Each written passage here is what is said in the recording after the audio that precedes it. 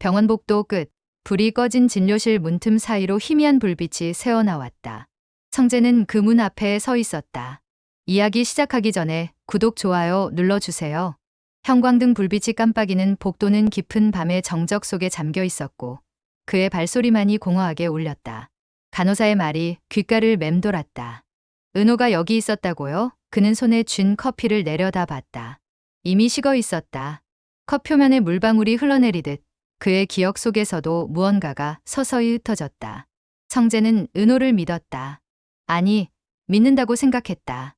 후배이자 동료이자 때로는 동생 같았던 그 사람을.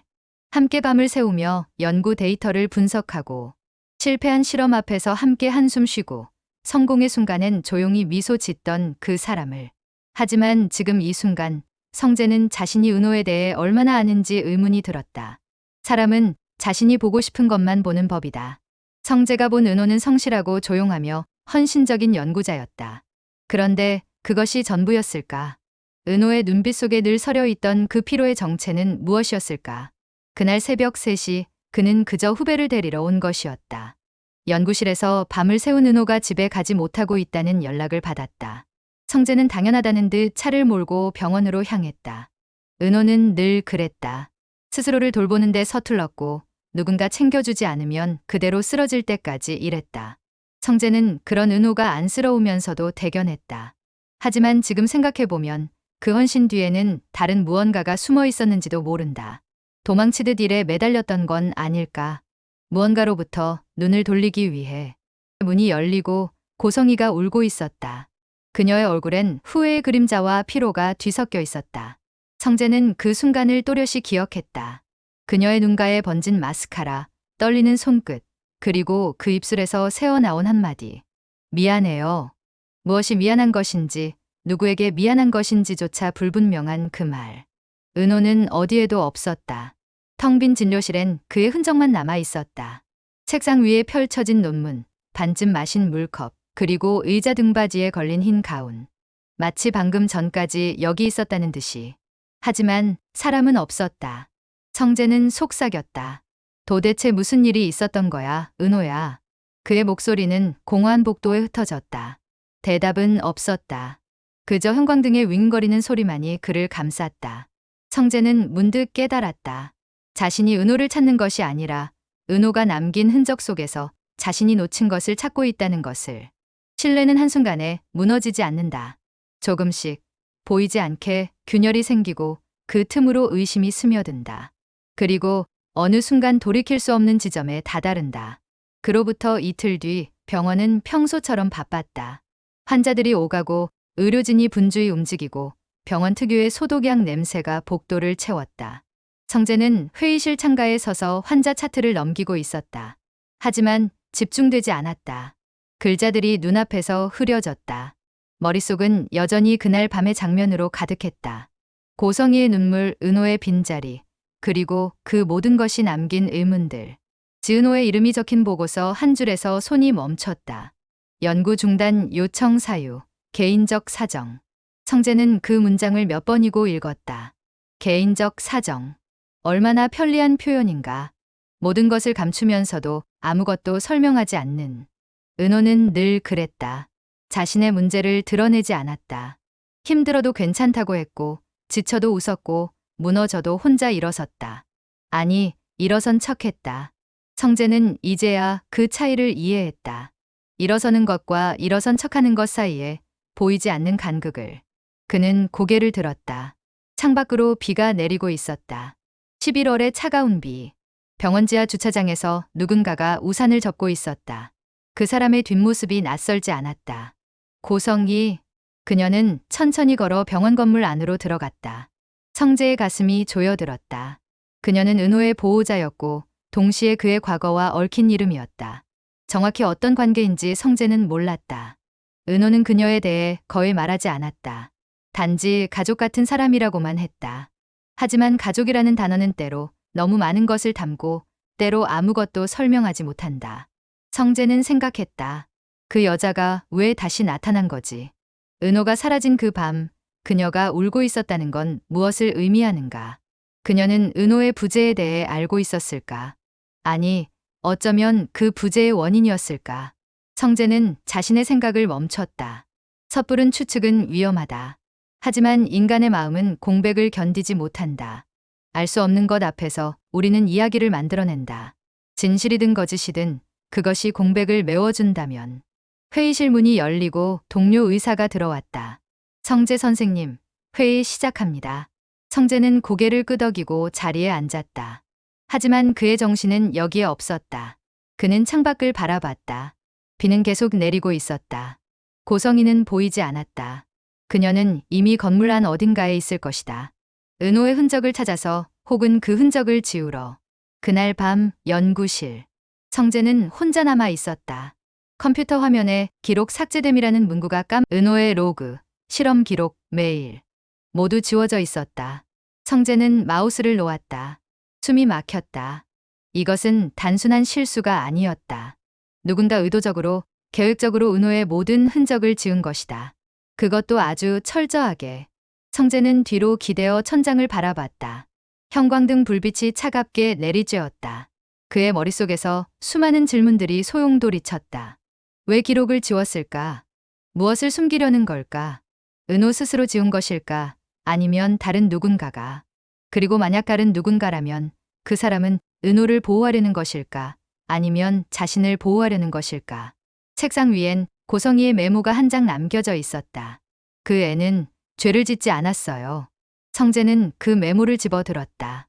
종이는 가벼웠지만 그 안에 담긴 무게는 무거웠다. 죄를 짓지 않았다. 그렇다면 누가 죄를 지은 것인가? 그리고 어떤 죄인가? 성재의 손이 떨렸다. 그는 메모를 내려놓고 눈을 감았다. 내면 독백이 흘러나왔다. 죄를 짓지 않았다니. 그럼 누가, 그럼 왜? 성재는 알고 있었다. 무죄함을 증명해야 하는 상황 자체가 이미 유죄의 그림자를 들이운다는 것을. 고성이의 메모는 변호였고 변호는 곧 고발의 존재를 암시했다. 누군가 은호를 의심했고 누군가 은호에게 죄를 물었고 그래서 고성이는 이렇게 써야 했다. 그 애는 죄를 짓지 않았어요. 그 순간 기억 속에서 은호의 얼굴이 떠올랐다. 늘 미소를 짓던 그러나 눈빛만은 늘 피로했던 그 얼굴. 성재는 문득 깨달았다. 자신이 은호의 미소만 보고 눈빛은 보지 않았다는 것을. 사람들은 보고 싶은 것만 본다. 성재는 헌신적인 후배를 보고 싶었고 그래서 은호의 미소를 믿었다. 하지만 눈빛은 거짓말하지 않는다. 은호의 눈은 늘 어딘가 멀리 있었다. 마치 지금 여기가 아닌 다른 시간, 다른 장소를 응시하는 것처럼. 혹시 내가 숨긴 게 이거였나? 성재는 혼잣말처럼 중얼거렸다. 은호가 숨긴 것. 그것이 무엇이든 이제 그것은 거대한 공백으로 남았다. 그리고 그 공백은 성재의 마음을 갉아먹고 있었다. 신뢰는 투명함 위에 세워진다. 하지만 은호는 투명하지 않았다. 아니, 투명한 척했다. 모든 것을 보여주는 듯하면서도 가장 중요한 것은 숨겼다. 다음 날 새벽, 성재는 은호의 사무실 문을 열었다. 복도는 여전히 조용했고 병원은 아직 깊은 잠에 빠져 있었다. 텅 빈 책상, 닫힌 노트북, 그리고 서랍 속에 남은 흰 봉투 하나. 성재는 그 봉투를 발견하는 순간 심장이 뛰는 것을 느꼈다. 봉투에는 이름 하나, 성재 선배님께. 그는 봉투를 들었다. 가벼웠다. 안에는 한 장의 편지만 들어있을 것이다. 성재는 잠시 망설였다. 이것을 여는 순간 무언가가 돌이킬 수 없이 변할 것 같았다. 하지만 그는 이미 알고 있었다. 돌이킬 수 없는 지점은 이미 지났다는 것을. 은호가 사라진 그 순간부터 봉투를 열었다. 편지는 짧았다. 선배님, 어떤 진실은 알려져선 안 됩니다. 그것이 사람을 살릴 때도 있으니까요. 저는 이제 제 진실로 살아보려 합니다. 미안합니다. 은호. 성재는 손끝이 떨렸다. 편지를 읽고 또 읽었다. 글자는 명확했지만 의미는 불분명했다. 어떤 진실은 알려져선 안 된다.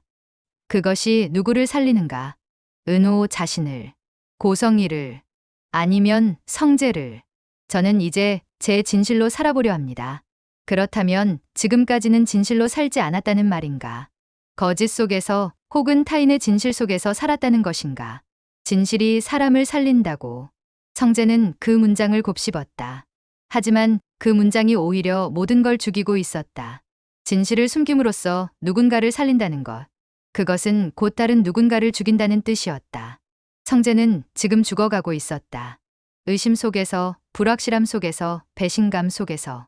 은호는 진실을 숨김으로써 누군가를 살렸을지 모르지만 성재는 그 거짓 속에서 질식하고 있었다. 미안합니다. 편지의 마지막 문장. 성재는 쓴웃음을 지었다. 미안하다는 말만큼 무책임한 것이 있을까? 미안하다는 말은 용서를 구하는 것처럼 보이지만 사실은 책임을 회피하는 것이다. 미안하다고 말하고 떠나면 남은 사람은 그 미안함을 어떻게 해야 하는가? 받아들여야 하는가? 거부해야 하는가? 성재는 편지를 내려놓았다. 손에서 힘이 빠졌다. 성재는 그날 밤 병원 옥상에서 고성희를 다시 만났다. 비가 내리고 있었다. 그는 그녀가 여기 올 것을 알고 있었다. 아니, 어쩌면 무의식적으로 기다리고 있었는지도 모른다. 대면하고 싶었다. 질문하고 싶었다. 아니, 어쩌면 단지 누군가에게 화를 내고 싶었다. 그녀는 젖은 머리카락을 뒤로 넘기며 담담히 말했다. 당신도 알잖아요. 그 아이가 얼마나 무너져 있었는지. 그녀의 목소리는 평온했다. 하지만 그 평온함이 오히려 성재를 자극했다. 어떻게 그렇게 침착할 수 있는가? 은호가 사라졌는데, 모든 것이 무너졌는데, 무너진 건 나야.